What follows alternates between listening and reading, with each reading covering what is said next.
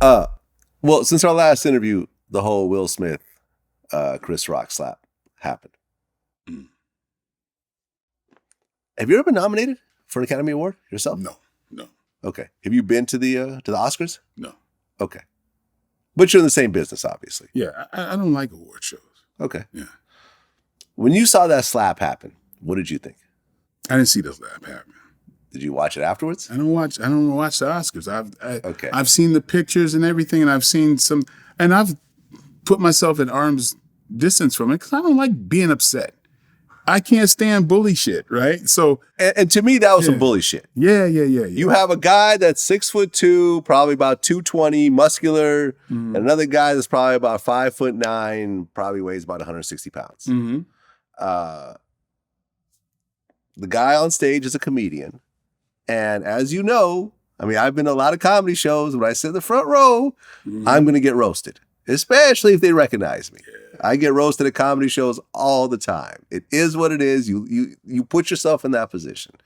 So Chris Rock made a couple of jokes about Jada and her being bald. The G.I. Jane joke.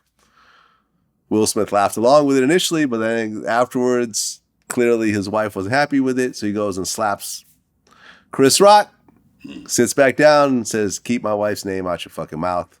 Then he goes and wins the award for Best Actor for King Richard. And he goes and parties the night away. To me, the thing that bothered me really was that he slapped who he knows he could slap. Right? I remember Jazzy Jeff did an interview recently where he goes, "No, if Mike Tyson was on stage, Will Smith would have done the same thing." And I do not believe that. Not 1%. Of course not. If you were on stage and Will Smith... Just stop it.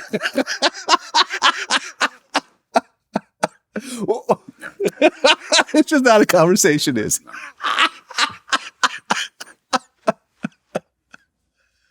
it? Do you at all, though, applaud Chris Rock's, maintaining his composure and actually reading off the nominees and going about his day? And yeah, I mean, dude, it's like there's certain things. The picture, that picture fucked with me deeply because that picture got plastered on everything. It was like on the front of everything, and it hurt me to the soul. Just hurt me to the soul, man. It really bugged me. To see that man get slapped and humiliated like that. Do you know Chris Rock? No. I mean, I've met him several times. Okay. It's crazy. I've got like, I got this kind of, sometimes I think about TK and myself. We've got these Forrest Gump things. We were around during all these things. I was doing extra work on Saturday Night Live when Chris Rock was on there, and we, encountered with. He wouldn't remember that, right? But yeah, man. That bugged me a great deal. And what about Will Smith? Do you know him? No, I don't know. Don't know him. I've met him. Yeah, I don't know either person. So yeah. I really don't have a dog in this fight. I'm just looking from the outside looking in. There was no way, like if The Rock was presenting, ain't a damn thing would have happened. Yeah. We or if he would have judged someone bigger, they would have put that mic down and tackled them and did what they got to do. Yeah, man. But the theme here today, I think, is, if you didn't get that shit balanced out before you got power, right? That's what's going to take you down. And I swear, it's the same theme throughout. Yeah. Whatever you didn't do your work before you got power, that's what takes you down. There's some work that he didn't do before that moment that came back to bite him. I had to do work, my whole female situation and how I thought everything was about my, sexual prowess and dominating women and all that type of stuff. If I didn't get that shit fixed, I wouldn't be in the marriage that I am today. Yeah. So it's a theme, man. It's like, hopefully you figure it out before you get powerful, because there ain't going to be a whole lot of people around you that's going to be equipped to check you.